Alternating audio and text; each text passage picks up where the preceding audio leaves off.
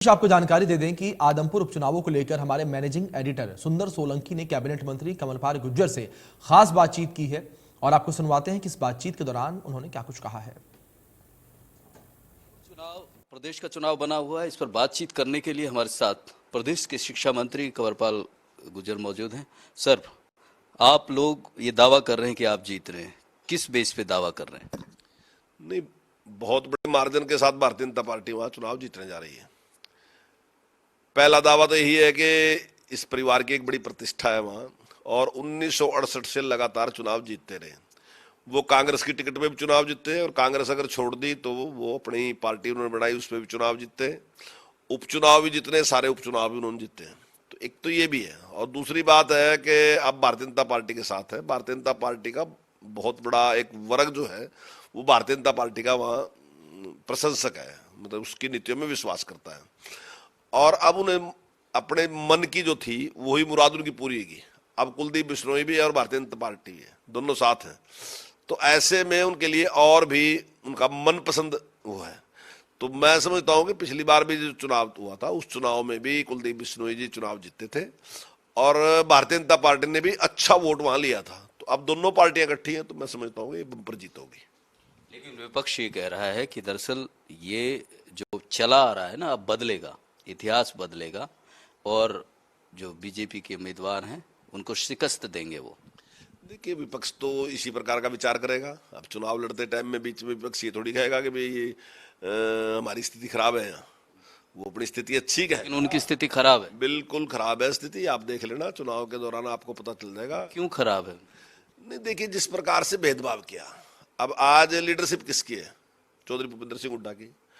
और मैं समझता हूँ चौधरी भूपेंद्र सिंह हुड्डा का जब शासनकाल रहा तो जितना पक्षपात उन्होंने आदमपुर के साथ किया, तो उसको अभी तक लोग भूले नहीं है।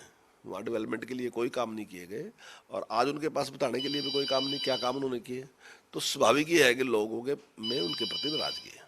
तो आपकी सरकार ने क्या काम कर दिया आदमपुर?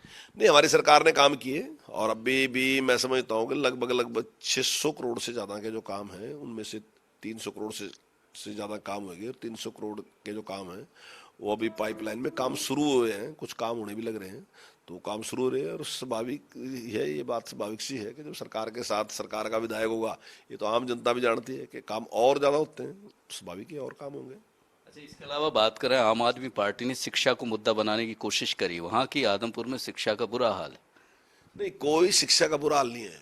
अब सब जगह एक बात कहते हैं कि 5000 स्कूल बंद कर दिए, 5000 स्कूल बंद कर दिए। हमने कहा किसी एक स्कूल का नाम तो बताओ, कौन सा बंद किया?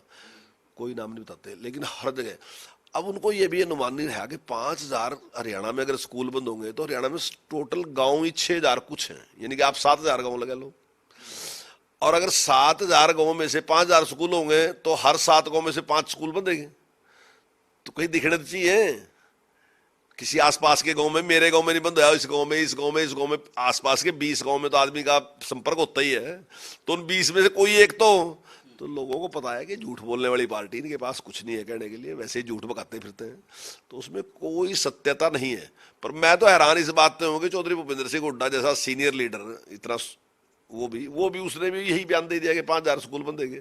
तो कहाँ है स्कूल बंद? स्कूल मर्ज करना, स्कूल बंद करना नहीं है। उसमें केवल और केवल हमने जो एक हेड था उसको ये किया कि भाई अगर 5वीं 8वीं 10वीं एक जगह है तो हेड एक ही होगा। यदि 12वीं भी है तो जो प्रिंसिपल है उसके मार्गदर्शन में सारा स्कूल काम करेगा। वो अलग अलग हेड नहीं होंगे, सिर्फ इतना ही तो क्या, उसमें कुछ भी नहीं है।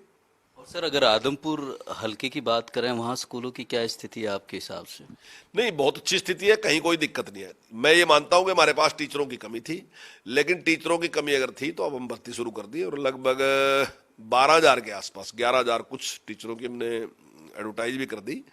टीजीटी की तो एडवर्टाइज कर भी दी है कर्मचारी चयन आयोग ने।